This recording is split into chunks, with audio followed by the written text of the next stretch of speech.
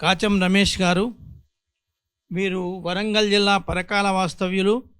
Degree పూర్తి అవగానే 10 సంవత్సరాల పైగా ప్రచారకగా పనిచేశారు. కడప జిల్లా ప్రచారకగా, ఇందూరు విభాగ ప్రచారకగా కూడా పనిచేశారు. ప్రస్తుతం తెలంగాణ ప్రాంత సంఘ కార్యవాహగా మార్గదర్శనం చేస్తున్నారు. శ్రీ కాచం రమేష్ గారిని ప్రసంగించవలసిందిగా కోరుతున్నాను. వేదికపై ఉన్నటువంటి వనవాసి కళ్యాణ పరిషత్ అఖిల భారత ఉపాధ్యక్షులు గౌరవనీయులు హెచ్కే నాగు గారు,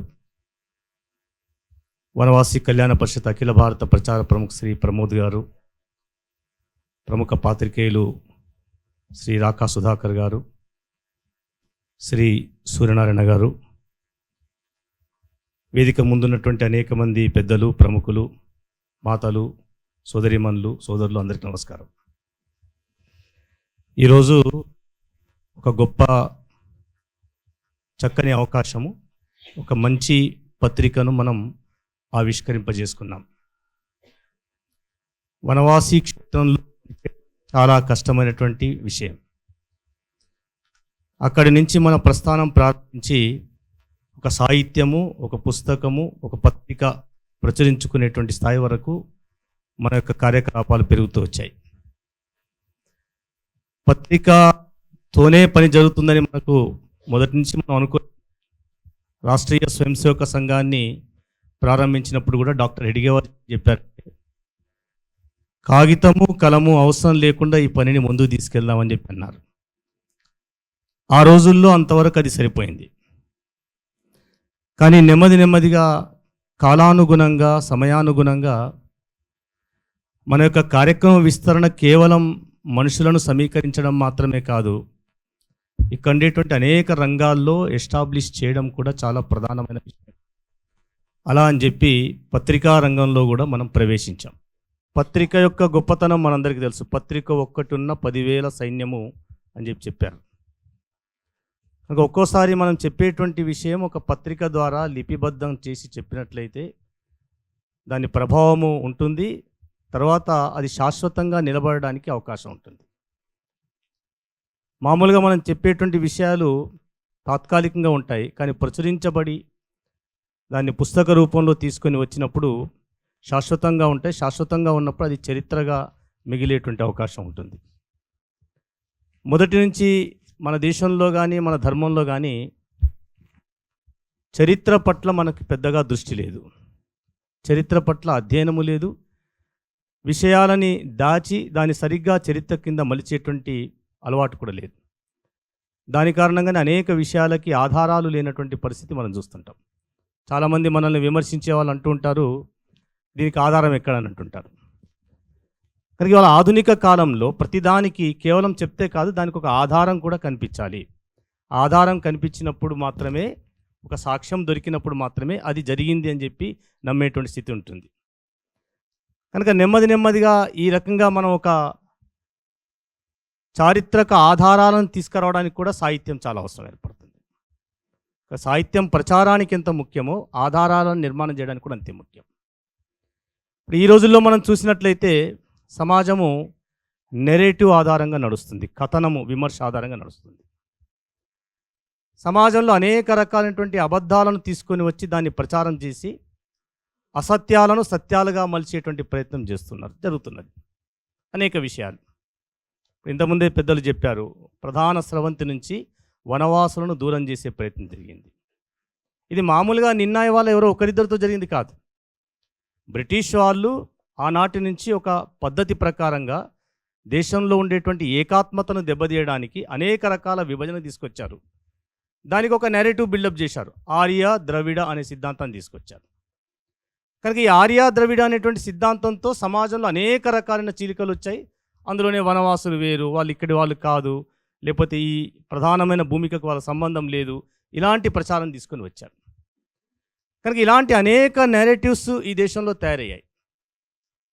ఇప్పుడు ఇంతకుముందు అనుకుంటే దాంతోపాటుగా అసలు వనవాసులు భారతీయులు కాదు, వనవాసులు కొద్దిమంది మూలవాసులు అని చెప్పడము, వనవాసులకి మిగిలినటువంటి సంబంధం లేదు, మిగిలినటువంటి కొన్ని ఆచారాలు పద్ధతులు కేవలం కొన్ని కులాలకు చెందినటువంటివి, ఇవి వనవాసులకే చెందినటువంటివి. ఇలాంటి అనేక నెరేటివ్స్ నిర్మాణం చేసి ఒక యోజనాబద్ధంగా బౌద్ధిక రంగంలో సమాజాన్ని చీల్చేటువంటి ప్రయత్నం జరుగుతున్నటువంటి సమయంలో కేవలం మనం ఒక సేవా రంగం పేరుతోటి సేవా కార్యక్రమాన్ని చేసి సమాజంలో అక్కడేటువంటి వాళ్ళకి చేయూతనివ్వడం ఎంత ముఖ్యమో సత్యాన్ని వాస్తవాన్ని ఎస్టాబ్లిష్ చేయడం కూడా అంతే ముఖ్యం. కనుక సాహిత్య రంగంలో కొద్ది ఆలస్యంగా అయినప్పటికీ కూడా మన ప్రయత్నం కూడా జరుగుతుంది.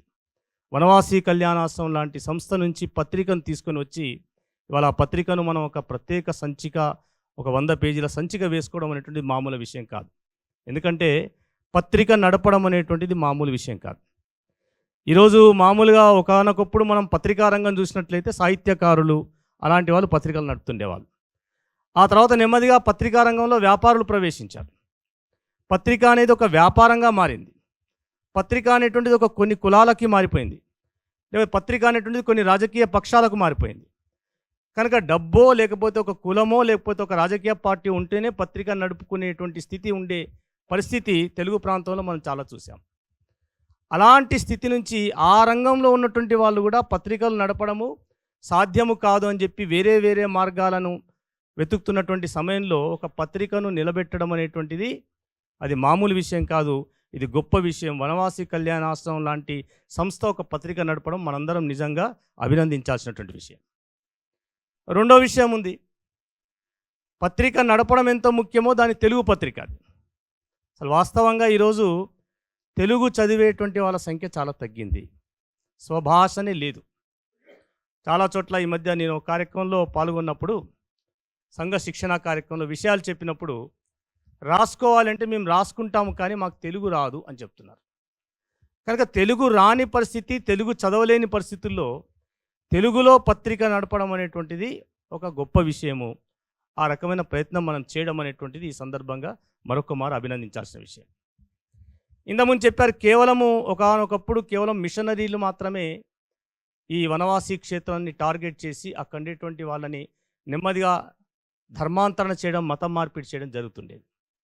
కానీ వాళ్ళ కేవలం మిషనరీలు కాదు, అనేక శక్తులు వనవాసి క్షేత్రాన్ని ఒక బ్యాటిల్ ఫీల్డ్గా తీసుకొని వాళ్ళని ఏ రకంగా దూరం చేయొచ్చు అనే ప్రయత్నాలు ఎన్నో రకాలుగా చేస్తున్నాం. ఉదాహరణకి మనం చూసినట్లయితే ఇప్పుడు మనం ఎప్పుడైనా మంచిర్యాల పైనుంచి బై రోడ్ నాగపూర్ వెళ్ళామనుకోండి, ఆ క్షేత్రం అంతా వనవాసి క్షేత్రం, పేరుకు మాత్రమే వనవాసి క్షేత్రం. వనవాసి క్షేత్రంలో ఉండేటువంటి భూమి అది ఇంకొకరు ముట్టుకోవడానికి వీల్లేదు. కానీ దారి పొడవున అనేక రకాల వ్యాపార సంస్థలు కనిపిస్తాయి, అందులో ఎక్కడ వనవాసులు ఉండరు, అది ఇతరులు నడిపిస్తున్నటువంటి వ్యాపారాలు. ముఖ్యంగా దాంట్లో ఈ రోజుల్లో జిహాదీ ముస్లింలు వచ్చి నడిపిస్తున్నటువంటి వ్యాపారాలు మొత్తం మనం మంచిర్యాల నుంచి అటువైపు చూస్తుంటే ప్రతి చోట మనకు కనిపిస్తుంటుంది. ఒక టీ తాగాలి అని అంటే కూడా ఆ క్షేత్రంలో ఛాయ్ దొరికే దుకాణం కూడా లేదు. ప్రత్యక్షంగా నేను అనుభవించిన విషయం చెప్తున్నాను. మంచిర్యాల నుంచి వెళ్తున్నప్పుడు ఎక్కడ ఒక టీ కొట్టు కూడా కనిపించదు, అన్నీ కూడా ముస్లిం దుకాణాలు ఉంటాయి. ఎలా పెట్టుకున్నారు అక్కడ? అది క్షేత్రము, వనవాసి క్షేత్రం, ఎలా అనుమతి ఉందా? లేదు, ఆక్రమించారు. ఇది ఒక ప్రయత్నం. రెండవది, వనవాసిలో ఉండేటువంటి ఆడపిల్లలని ముఖ్యంగా టార్గెట్ చేసి వాళ్ళని భ్రష్టత్వం వైపు తీసుకెళ్లేటువంటి ప్రయత్నం ఒక పథకం ప్రకారంగా ఈరోజు ఇస్లాం ప్రధానంగా చేస్తున్నటువంటి, కేవలం మిషనరీలే కాదు, ఇస్లాం చేస్తున్న విషయాన్ని కూడా మనం గమనించాలి. మూడవది, ప్రధానంగా వనవాసి క్షేత్రంలో ఉండేటువంటి పెరుగుతున్నటువంటి పిల్లలకి చాలా స్థలాలలో ఈరోజు మత్తు మందులు అలవాటు చేస్తున్నారు. చాక్లెట్ ద్వారా, స్కూల్లో అమ్మేటువంటి చిన్న చిన్న వాటి ద్వారా, ఆ తర్వాత రకరకాలైనటువంటి ఐస్ క్రీమ్స్ పేరుతోటి నెమ్మదిగా వాళ్ళకి మత్తుకు అడిక్ట్ చేయడం అనేటువంటిది ఇవాళ ప్రధానంగా మనం చూస్తుంటాం. రెండు రకాలుగా ఉంటుంది. ఒకటేమో ఉన్నత వ్యక్తులు, బాగా డబ్బున్నటువంటి వాళ్ళు ఒక రకంగా డ్రగ్స్కి అలవాటు పడడం ఒక భాగం అయితే, రెండో వైపున లో ఎండ్లో కూడా అనేక మందిని టార్గెట్ చేసి వాళ్ళ యొక్క వ్యక్తిత్వాన్ని దెబ్బతీయడానికి, వాళ్ళ యొక్క జీవితాన్ని దెబ్బతీయడానికి ఈరోజు చాలా చోట్ల వనవాసి గ్రామాల్లో ప్రధానంగా వనవాసి గ్రామాల్లో ఈ రకంగా డ్రగ్ అడిక్ట్ చేయడం అనేటువంటిది కూడా జరుగుతున్నది. ఇది ఎక్కువ భాగము ఆడపిల్లల మీద జరుగుతున్నటువంటి ప్రయత్నం మనం గమనించాలి. మగపిల్లల మీద కూడా ప్రత్యేకమైన ప్రయత్నం చేస్తుంది. మగపిల్లల్ని చాలామందిని వనవాసి క్షేత్రంలో ఉండేటువంటి వాళ్ళు దృఢమైన శరీరము, అన్నిటికీ నిలబడేటువంటి స్థితి ఉంటుంది. కానీ నెమ్మదిగా అక్కడ దెబ్బతీయడానికి, ఇంపార్టెన్సీ దెబ్బ తీసుకొని రావడానికి ఏ రకమైనటువంటి ప్రయత్నాలు చేయాలో ఆ రకంగా ప్రయత్నం జరుగుతున్నటువంటి సమయం లోపల ఈరోజు మనం తప్పనిసరిగా ఆలోచించాలి. ఎందుకంటే మన యొక్క సంస్కృతిని నిలబెట్టగలిగేటువంటి క్షేత్రం వనవాసి క్షేత్రం, ధర్మాన్ని నిలబెట్టగలిగేటువంటి క్షేత్రం వనవాసి క్షేత్రం, ఏ రకమైనటువంటి కల్మషం లేకుండా సమాజం కోసం నిస్వార్థంగా నిలబడగలిగేటువంటి సమాజం ఉన్నటువంటిది వనవాసి క్షేత్రం. ఆ క్షేత్రంలో కనుక హిందుత్వము దెబ్బతిన్నట్లయితే, ఆ క్షేత్రంలో భారతీయత కనుక లేకుండా పోయినట్లయితే, అక్కడ విదేశీ శక్తులు కనుక వచ్చినట్లయితే వచ్చేటువంటి ప్రమాదము చాలా పెద్ద ప్రమాదము. కనుక ఇలాంటి సమయంలో కేవలం మనం ఒక సేవా ఆస్పెక్ట్తో మనం వెళ్తున్నాం. దాంతోపాటుగా అక్కడ ఉండేటువంటి బిల్డప్ చేస్తున్న నెరేటివ్ కానీ ఇలాంటి వ్యతిరేక శక్తుల నుంచి కూడా ఎలా ఎదుర్కోవాలో కూడా మనందరం కూడా ఆలోచించాల్సినటువంటి అవసరం ఉన్నది. తప్పనిసరిగా మనలాంటి అనేక మంది ఏదో రకంగా ఆయా క్షేత్రంలోకి వెళ్ళి కొన్ని రోజుల్లో ఏదో సమయంలో అక్కడ నిలబడి జరుగుతున్నటువంటిది ఒక నలుగురిని మిగిల్చిన, ఒక గ్రామంలోకి మనం వెళ్ళిన, కొద్ది మందిని మనం దాన్ని ఎడ్యుకేట్ చేసినా దాని యొక్క ప్రభావం ఉంటుంది. ఆ ప్రయత్నం మనందరం కూడా చేయాల్సినటువంటి అవసరం ఉంది. తెలుగులో వనవాణి తీసుకొచ్చారు, సంతోషం. ఇలా కూడా మనం ఆలోచించగలుగుతాం. ఎప్పుడైనా ఏదైనా ఒక సాహిత్యాన్ని, ఒక పత్రికను మనం వనవాసుల భాష అయినటువంటి గోండు లిపిలో కూడా మనం తీసుకురాగలుగుతామా? ఈ మధ్య ఆదిలాబాద్ చెందినటువంటి ఒక ఉపాధ్యాయుడు గోండు భాషలో మహాభారతాన్ని అనువదించాడు. ఆయన మనకు పరిచయం నుండి వ్యక్తి. దాంతో అతను చెప్పినటువంటి విషయం ఏంటంటే, గోండు భాషలో మహాభారతం వచ్చిన తర్వాత దాని యొక్క ప్రభావం చాలా ఉంది. మేము చెప్పడం కన్నా ఆ తర్వాత చదవడానికి కూడా చాలా సులభంగా వెళ్ళిపోయింది. ఇది మా భాషలో దీన్ని ప్రచురించడం వల్ల మాకు, మా సమాజానికి, తర్వాత మహాభారత కాలంలో ఉన్నటువంటి సమాజానికి ఉండేటువంటి సంబంధం కూడా స్థిరపడడానికి అవకాశం ఉంది. అలాంటి ప్రయత్నం జరిగింది. ఇంకా మిగిలినటువంటి అనేక సాహిత్యం కూడా మా భాషలో కనుక వచ్చినట్లయితే ఇంకా త్వరగా సమాజం నుంచి దూరం కాకుండా మా వాళ్ళు మిగులుతారు అని చెప్పేటువంటి మాట చెప్పడం జరిగింది. కనుక ఆ ప్రయత్నం కూడా మనం చేయాలి. మన వల్ల కాకపోవచ్చు, ఇక్కడ ఉండేటువంటి అనేక మంది పెద్దలు ఆ రకంగా కూడా ఆలోచించాల్సినటువంటి అవసరం ఉంది.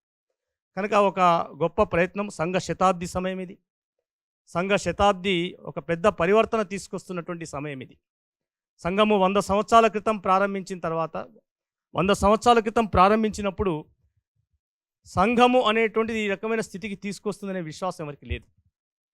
కానీ 100 ఏళ్లలో సంఘ చేసినటువంటి కృషి కారణంగా, ఒక మౌన వ్రతము కారణంగా, సంఘము చేసినటువంటి ఒక తపస్సు కారణంగా ఇవాళ సమాజంలో పరివర్తన వస్తున్నది. అనేక మంది సంఘ కార్యకర్తలు, మిగతా ప్రచారకులు, మిగిలినటువంటి వాళ్ళందరూ కూడా సమాజంలోని అన్ని రంగాల్లోకి వెళ్ళి మార్పు తీసుకొస్తున్నటువంటి ఈ సమయం లోపల మనం అందరం కూడా ఇంకా కొత్త పద్ధతుల్లో కూడా, కొన్ని పద్ధతుల్లో కూడా ఆలోచించి ఇంకా మనం విస్తృతంగా వెళ్ళాల్సినటువంటి అవసరం ఉందని చెప్పి అనిపిస్తున్నది.